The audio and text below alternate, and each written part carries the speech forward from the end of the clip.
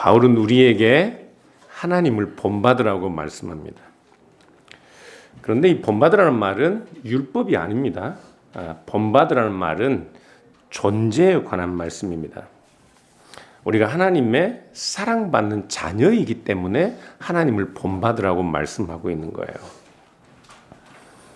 존재가 우리의 행위를 결정합니다. 존재가 우리가 누구이냐가 우리가 어떻게 행해야 하는지를 결정한다고요. 바울은 그 이야기를 하고 있습니다. 그래서 우리의 행위는, 우리의 행함은, 우리의 삶은 우리가 어떤 존재인지를 드러내고 반영하는 거예요. 그래서 우리가 하나님의 사랑받는 자녀이기 때문에 하나님을 본받으라 말씀하는 것이죠. 그리스도께서 너희를 사랑하신 것 같이 너희도 사랑 가운데 행하라. 바울은 오늘 2절에서 그렇게 말씀하고 있는데 1절에서 하나님을 본받으라고 말씀하던 이 바울은 지금 이제는 우리에게 그리스도를 본받으라고 말씀하고 있어요. 그리스도께서 너희를 사랑하신 것 같이 너희도 그리스도를 본받아 사랑 가운데 행하라.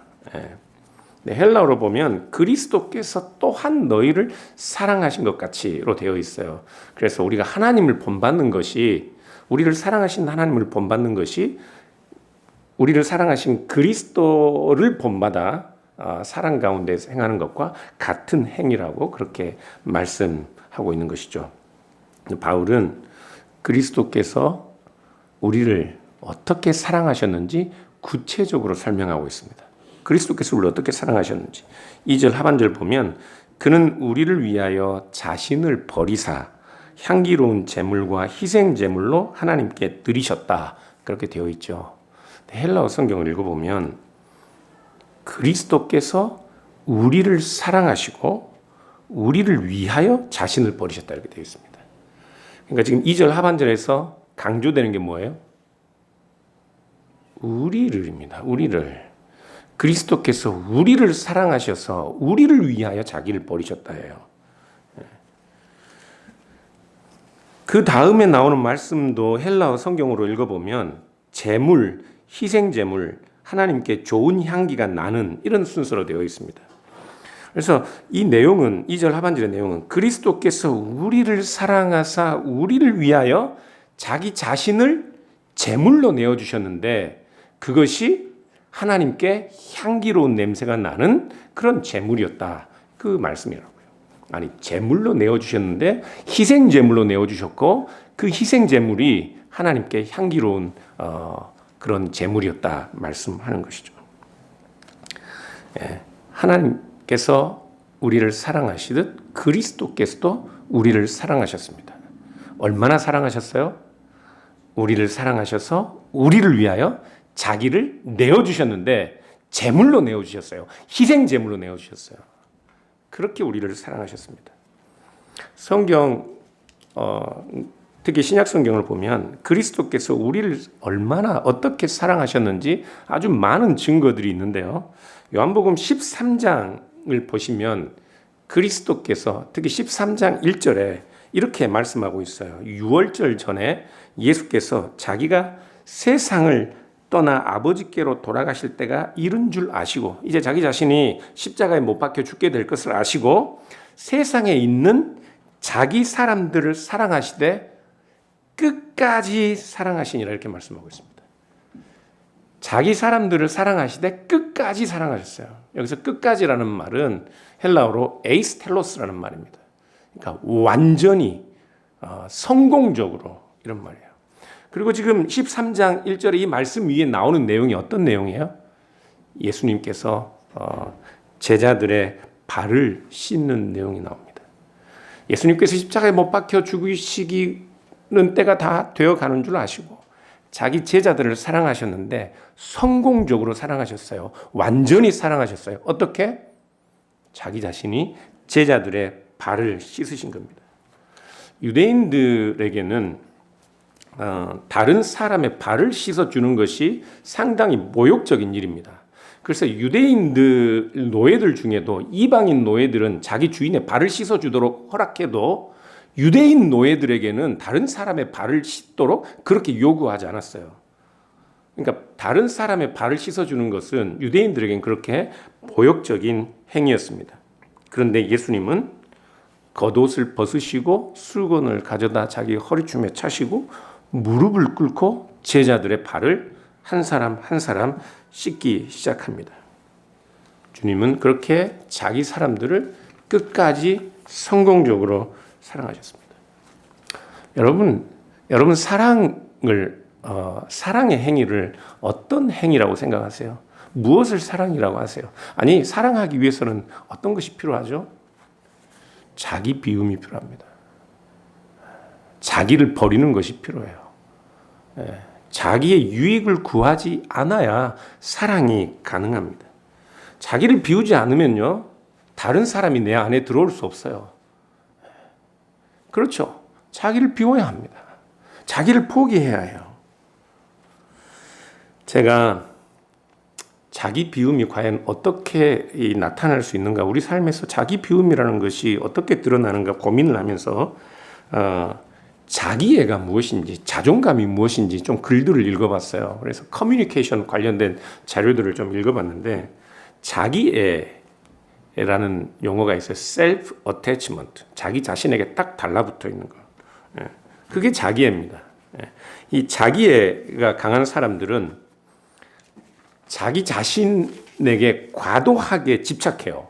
자기 자신에게 몰두하기 때문에 자기 자신을 비현실적으로 크고 능력 있는 그런 사람으로 이해한다고 합니다. 그래서 비현실적인 어떤 자기상, 셀프 이미지를 가지고 있대요. 자기애가 강한 사람들은. 그래서 자기애가 비현실적이기 때문에 자기를 충족시키지 못하는 현실이 항상 불만스러운 거예요. 그리고 자기 자신에 대하여 정당한 비판이라도 그것을 견디기 힘들어한다고 합니다. 여러분들이 자기애가 강한 사람인지 어쩐지 한번 확인을 해보셔요. 이런 사람의 특징은 모든 일에 자기 자신이 드러나기를 기대하기 때문에 여러 사람이 함께 일하는 것을 견디기 힘들어한다고 해요. 그리고 자기 자신에게 싫은 소리 하는 것을 견디기 힘들어서 직장 생활이 어려운 사람들이라고 합니다. 비슷한 개념으로 자존감이라는 말이 있습니다. self-esteem, 스스로를 평가한다는 것. 그런데 이 자존감은 자기애와는 좀 다른데, 이 자존감은 자기 자신의 dignity, 자기 자신의 어떤 존엄성을 지키고 자기 자신에게 중요하게 여기는 가치를 지키려고 하는 그런 태도가 자존감이래요. 그런데 제가 글을 좀 계속 읽다 보니까 자기애와 자존감이, 자기애는 나쁜 것이고 자존감은 좋은 것이고 이렇게 구분할 수가 없겠더라고요. 자존감도 자기 자신에 대한 존엄성, 자기 자신의 어떤 그 디그니티, 인간성에 자기 자신이 지켜야 할 가치를 자기 자신에게 너무 과도하게 집중하면 그 자존감이 오히려 자기애로 변질될 수 있다고 해요. 그래서 제 결론은 뭐였냐면, 우리 자신들이 자존감이 강한 사람이라도 내 자신에 대하여 인간의 존엄성이, 내가 지켜야 될 가치가, 참된 가치가 무엇인지를 알지 못하면 자존감이 높은 사람도 결국에는 자기애에 빠질 수 있다는 결론이었습니다. 여러분들은 여러분들이 지켜야 할 나의 가치가 무엇이라고 생각해요? 내가 포기하지 말아야 할 가치. 우린 그리스도인들입니다.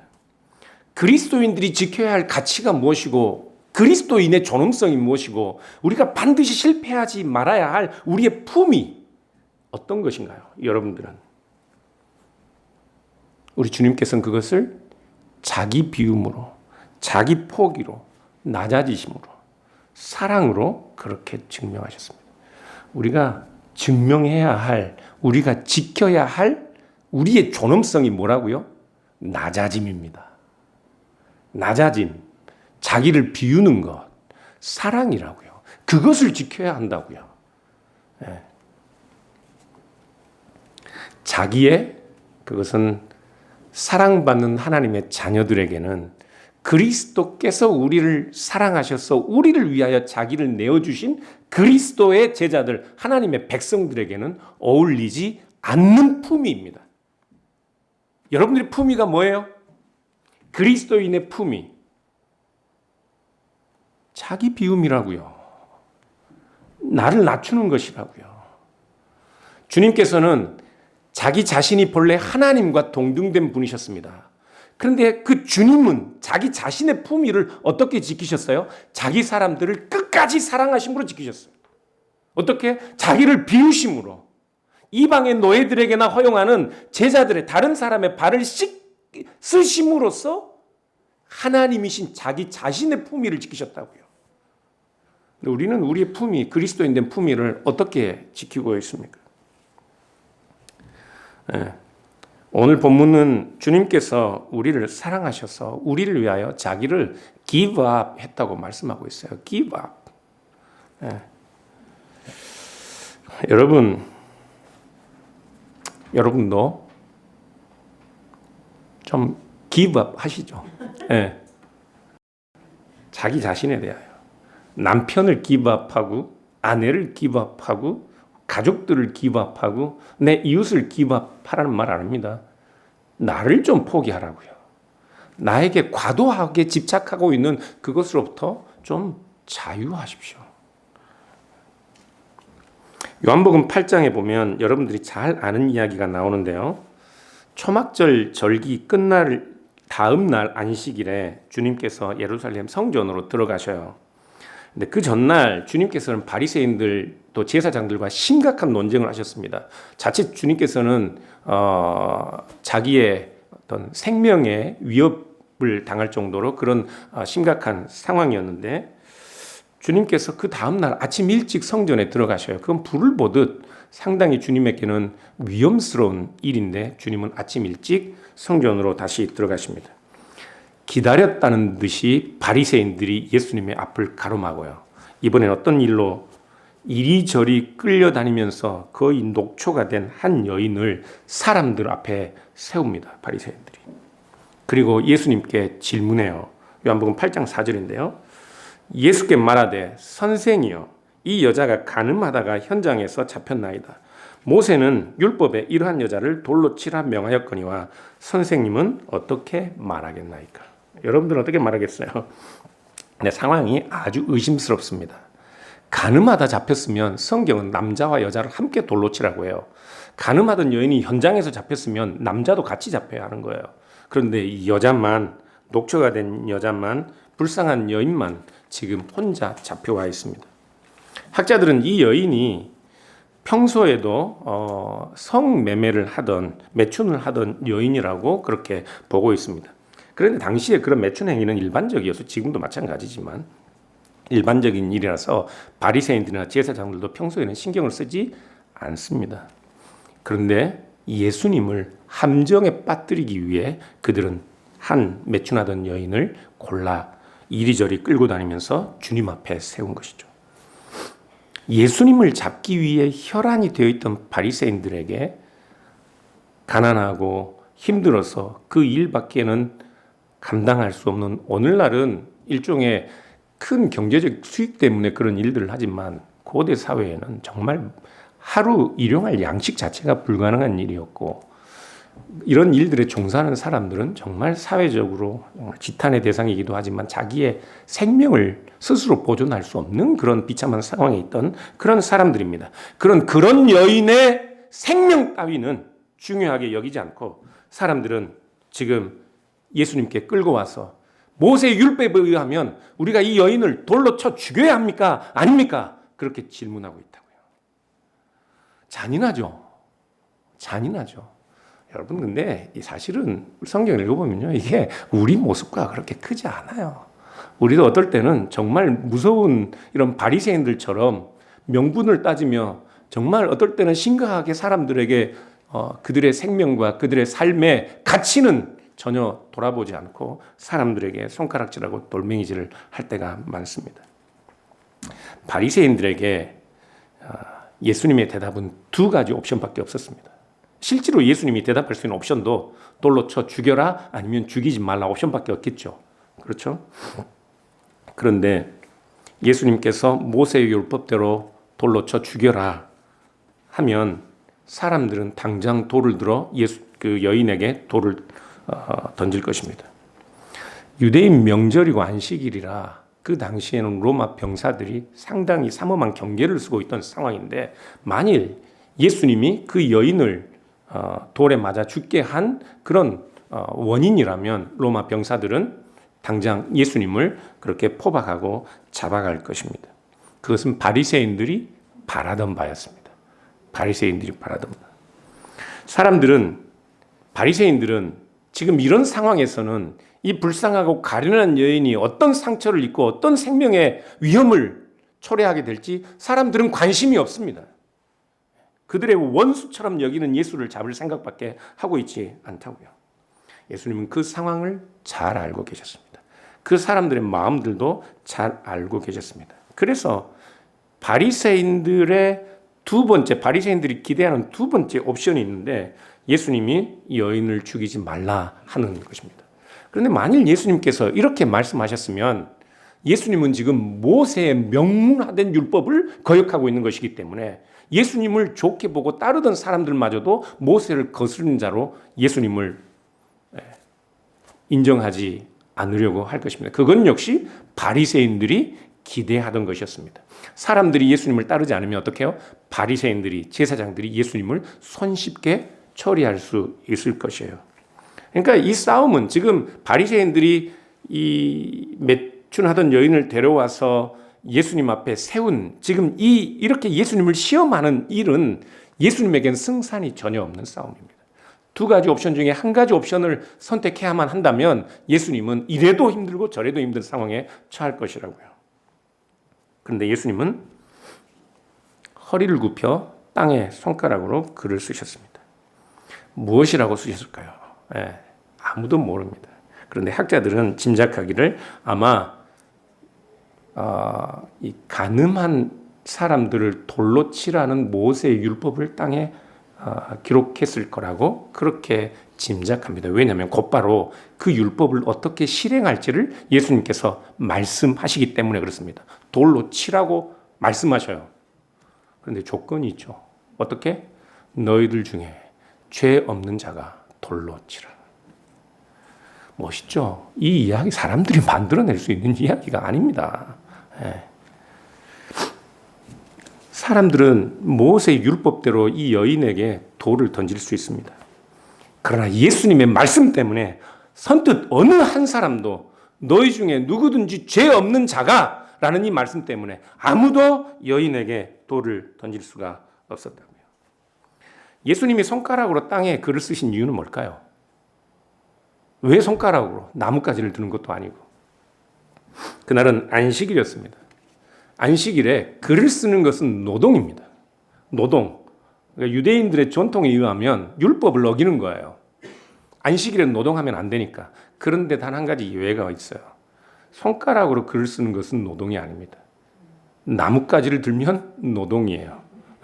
반드시 손가락으로 글을 써야 합니다. 그래서 예수님은 유대인의 전통을 따라 요한복음 7장을 보면 예수님과 다른 사람들과 논쟁하는 것이 예수님이 안식일의 주인이라 안식일에 사람을 위하여 병자를 고치는 것이 예수님께서 당연한 일이라고 그렇게 말씀하시고, 사람들에게 고소당하는 예수님은 유대인들에게 그들이 잘못된 전통에 매여 있는 것을 보여주시기 위해 일부러라도 안식일을 모세 율법을 어기는 것처럼 그런 모습을 보이셨는데, 지금은 유대인들의 허무맹랑한 전통이라도 지키는 것처럼 보이신다고요.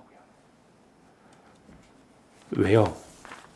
왜 예수님은 지금 손가락으로 땅에 글을 쓰시는 겁니까? 왜 유대인들의 전통을 따라 그 일을 행하시는 것이죠?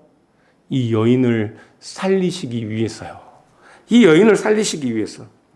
다른 사람들은 지금 이 여인을 죽이기 위해 율법에 호소하고 있지만 예수님은 지금 이 여인을 살리기 위해 율법과 유대인의 전통을 스스로 자기의 짐으로 지고 계신 것이라고. 이해 가십니까? 모든 사람들이 돌아갔습니다. 예수님과 이 여인만 남았어요.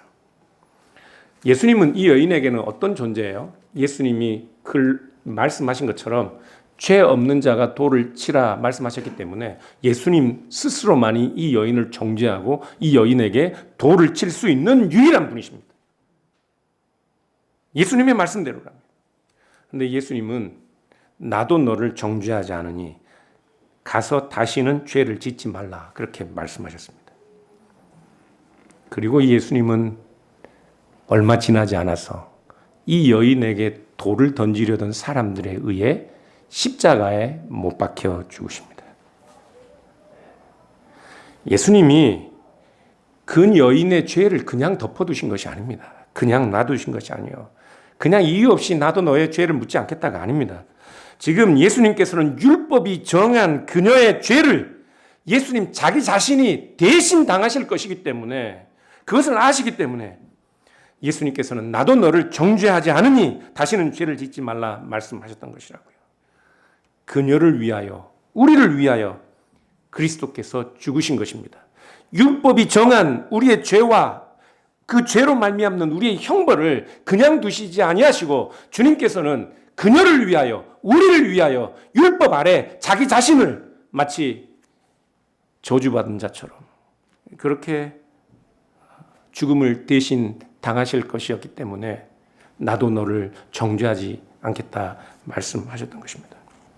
하나님은 이 예수님의 사랑 때문에, 이 예수님의 사랑으로 인한 그의 희생이었기에 이 희생이 하나님께 향기로운 제물이 된 것입니다.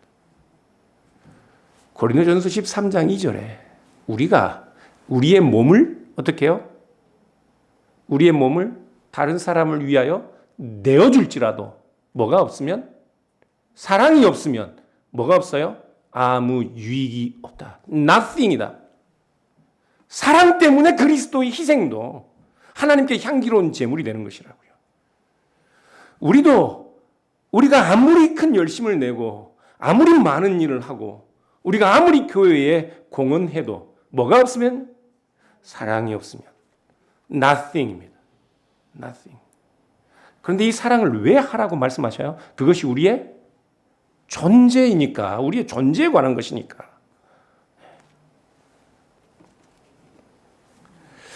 여러분, 세상 사람들은 인과 법칙에 매여 있습니다. 모든 자연 법칙도 보면 또 원인과 결과에 의해 매여 있는 것 같아요. 일종의 인과 법칙은 이 세상의 존재를 설명하는 체인과 같습니다. 우리 힘으로는 그 인과의 법칙을 깨뜨릴 수가 없어요. 그런데 우리 행동도 사람들은 인과 법칙을 따라합니다. 내가 선을 행할 때도 어떻게 해요? 뭔가를 기대하고 합니다. 사랑을 베풀 때조차도 뭔가 그 다음에 우리에게 돌아오는 것을 기대해요. 그래서 선을 행하고 사랑을 실천한 후에도 어떻게 해요? 실망하고 원망합니다. 그러니까 사랑은 이 인과관계를 깨뜨리는 거예요. 결과를 기대하지 않고 주는 거예요. 사람들이 나에 대한 대우, 나를 높이는 것, 나를 인정해 주는 것 상관없이 나를 낮추는 거라고요. 나를 비우는 거예요. 나를 비워버렸는데 도대체 무슨 결과를 기대합니까? 내가 이 정도 하면, 이 정도 베풀면 이 정도 돌아오겠지. 사랑 아닙니다. 그렇게라도 선을 행하면 좋은 것이지만, 그러나 성경은 우리에게 사랑을 이야기할 때 결과에 대한 이야기를 하지 않는다고요. 여러분, 자존감을 좀 키우십시오. 자기애가 아니라. 그러나 그 자존감은 어떤 자존감이요? 나를 비울 수 있는 자존감입니다. 나를 포기할 수 있는 자존감. 우리는 이 사랑을 어떤 이유에서도 어떤 핑계로도 포기할 수 없습니다. 왜요? 왜? 우리가 그런 존재이기 때문에 그렇습니다. 우리가 누구냐고요? 하나님의 사랑을 받는 하나님의 자녀이기 때문에 어떤 핑계로도 어떤 변명으로도 이 사랑을 포기할 수가 없는 거예요. 에베소서 2장 13절을 보면, 13절 이하를 보면 이렇게 말씀하고 있습니다. 이제는 전에 멀리 있던 너희가 그리스도 예수 안에서 그리스도의 피로 가까워졌느니라. 그는 우리의 화평이신지라 둘로 하나를 만드사 원수된 것 곧 중간에 막힌 담을 자기 육체로 허시고 법조문으로 된 계명의 율법을 피하셨으니 이는 이 둘로 자기 안에서 한 새 사람을 지어 화평하게 하시고 또 십자가로 이 둘을 한 몸으로 하나님과 화목하게 하려 하심이라. 원수된 것을 십자가로 소멸하시고, 그리스도께서 우리를 위하여 자기를 포기하시고 자기를 희생의 제물로 그의 피값을 지불하셔서 그리스도께서 우리를 얻으신 결과가 무엇입니까? 어떻게? 유대인이나 이방인이 그 중간에 막힌 담을 그리스도께서 자기 육체로 허무시고 자기 피로 예수 안에서 서로가 가까워지게 하셨습니다. 그리스도의 희생, 우리를 사랑하셔서 우리를 위한 그 사랑이 그리스도께서 우리에게 요구하시고 우리에게 목적하시는 바가 무엇이냐면 우리도 두 사람이 한 몸을 이루어 하나님과 화목하도록 그렇게 자기 자신을 내어주셨어요. 그것이 그리스도께서 우리를 사랑하시는 이유였습니다. 우리도 서로 사랑하여 한 몸을 이루고 하나님께 나아가야 우리의 디그니티가 실현되는 거예요. 그것이 우리의 가치를 실현하는 거예요. 그 가치를 실현하도록 그리스도께서 자기 자신을 우리를 위하여 내어주신 것이라고요. 그러니 어때요? 포기할 수가 없는 것입니다. 이 사랑은. 사랑은 율법이 아닙니다. 사랑은 존재에 관한 것입니다. 그렇기 때문에 우리가 결코 이 사랑을 제쳐두고 그리스도인들이 살아가는 방법은 없습니다. 선에서 선이 나옵니다. 악에서는 악이 나온다고요. 우리는 그리스도로 말미암아 하나님의 사랑받는 자녀들입니다. 그러니 뭐가 나와요? 사랑이 나와야 하는 것이라고요. 사랑이. 여러분, 부부도 마찬가지입니다. 부부도. 자녀들도 마찬가지고, 우리 이웃들도 마찬가지고, 교회도 마찬가지고. 사실은 이 내용을 에베소서 6장에서 보면 구체적으로 하나하나 이야기하고 다루고 있어요. 부부도, 이웃도, 교회도, 가족들도, 우리 자녀들도 모두 어떻게 해요? 그리스도께서 우리를 위하여 자기 자신을 내어주신 것처럼 나를 비우고 그를 내 안에 나와 동일한 가치와 존엄성을 가진 존재로 받아들임으로써 사랑을 성공할 수 있는 것이라고요. 이 사랑에 성공하는 여러분들 될 수 있기를 바랍니다. 어느 누구도 예외가 없습니다. 우리는 다 이 사랑에 관한 부담스러운 초대장을 받아든 사람들입니다. 안 갈 수 없습니다. 가야만 합니다. 왜요? 우리는 하나님의 사랑받는 자녀들이기 때문에 그렇습니다. 기도하겠습니다. 이 시간 우리 함께 기도하면 좋겠습니다. 하나님 아버지, 그렇습니다. 우리는 하나님의 사랑받는 자녀들입니다. 그리스도께서 우리를 사랑하셔서 우리를 위하여 자기 자신을 포기하시고 하나님 앞에 제물로, 희생 제물로 드리셔서 그 사랑으로 인하여 하나님은 향기로운 제물로 받으셨습니다. 우리가 하나님을 본받는 자녀같이 그리스도를 본받아 이 사랑 가운데 행하는 자들이 되게 해주십시오.